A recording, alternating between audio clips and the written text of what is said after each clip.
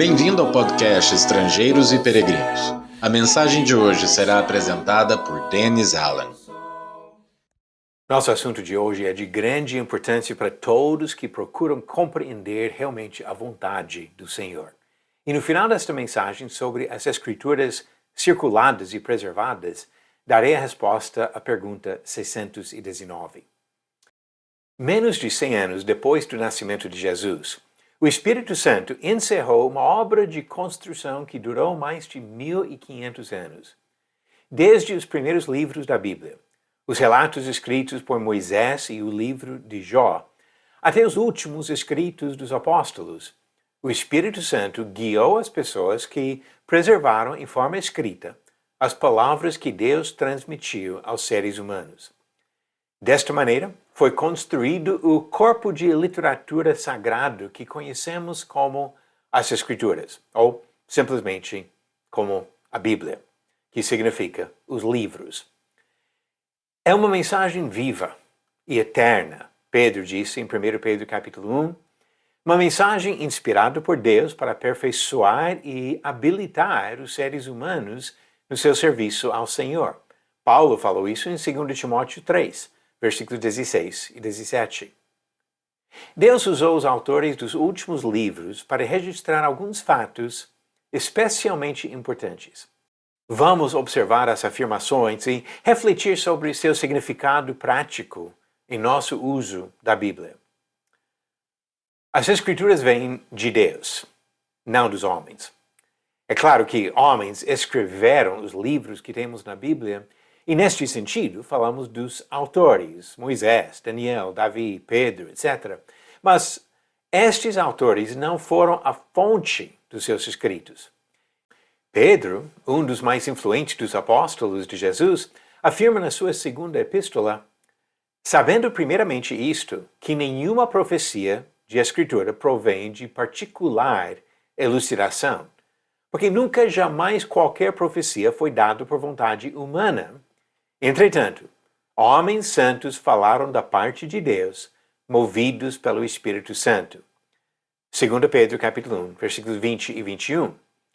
O apóstolo Paulo reforça essas palavras quando diz, em 2 Timóteo 3, versículos 16 e 17, toda a Escritura é inspirada por Deus e útil para o ensino, para a repreensão, para a correção, para a educação na justiça, a fim de que o homem de Deus seja perfeito e perfeitamente habilitado para toda boa obra. Quando falamos sobre as Escrituras, devemos entender que este termo inclui os livros do Antigo e do Novo Testamento. É fácil entender a palavra Escritura em relação aos livros sagrados que os judeus juntaram séculos antes de Jesus nascer. Quando Jesus veio, a lei de Moisés, os profetas e os salmos foram considerados Escrituras, como diz Lucas 24, versículos 44 e 45. Foi esta mensagem do Antigo Testamento que Paulo citou quando disse, mas a Escritura encerrou tudo sob o pecado. Gálatas 3, versículo 22. Mas é importante observar que os livros do Novo Testamento também foram aceitos como Escrituras. Paulo citou trechos de Deuteronômio, do Antigo Testamento, e Lucas, do Novo Testamento, sob a descrição Escritura. 1 Timóteo 5, versículo 18.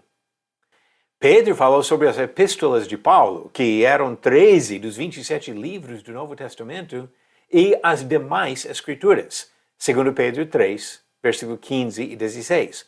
Ou seja, ele claramente considerou estes livros inspirados por Deus no mesmo sentido dos livros do Antigo Testamento. Esses livros foram circulados entre os cristãos no primeiro século. Esse fato fica evidente pelos comentários de Paulo e Pedro, que eu já citei, e também do autor de Hebreus, em Hebreus 2, versículos 3 e 4, onde ele fala sobre as mensagens transmitidas pelos apóstolos. Algumas mensagens foram enviadas a várias congregações, como Apocalipse diz, capítulo 1, versículo 4. Outras foram trocadas e circuladas, como Paulo pediu em Colossenses 4, versículo 16. A mensagem dos apóstolos é o mesmo evangelho pregado por Jesus. Algumas pessoas hoje procuram desacreditar livros inteiros da Bíblia, dizendo que a palavra de Paulo, ou Pedro, ou outro apóstolo, não é a palavra de Jesus. Não seja enganado por esses falsos mestres. A palavra transmitida pelos apóstolos é a mesma que foi anunciada pelo próprio Senhor Jesus. Hebreus 2, versículos 3 e 4, deixa isso muito claro. Paulo não inventou o evangelho, ele transmitiu o que Jesus lhe revelou, como ele disse em Gálatas 1, versículos 11 e 12. A mensagem da fé foi entregue uma vez por todas. Os autores do Novo Testamento não participaram de um processo de revelação que continuaria ao longo da história. Participaram do encerramento do processo. Não recebemos outras revelações, conforme diz Gálatas capítulo 1, versículo 8 ou 9, porque a fé já foi entregue uma vez por todas, diz Judas, versículo 3. Quando o apóstolo Pedro chegou ao fim da sua vida, ele não prometeu outras revelações. Ele se preocupou em registrar o que já havia sido revelado. Ele disse que Deus já havia dado aos homens todas as coisas que conduzem à vida e à piedade, pelo conhecimento completo daquele que nos chamou, que é a verdade que já estava presente com os cristãos e que ele desejava relembrá-los desta verdade. 2 Pedro, capítulo 1, versículos 3 e 12 ao 15. Pedro não deixou nenhuma sugestão que pastores, padres ou papas iam receber qualquer outra revelação depois de encerrar essas escrituras naquela geração. Ninguém tem direito de acrescentar ou tirar palavras. Apocalipse capítulo 22, versículos 18 e 19, deixam bem claro que nós não temos esse direito. Deus fez questão de revelar sua palavra completa para guiar todas as pessoas até a eternidade. A mesma palavra vale para todos, para nos conduzir à vida eterna com Deus. Agora vamos ver as perguntas do dia. Pergunta 619. Quem foi o pai do profeta Isaías? Alternativas: A. Jeremias, B. Ezequias, C. Joel ou D. Amós.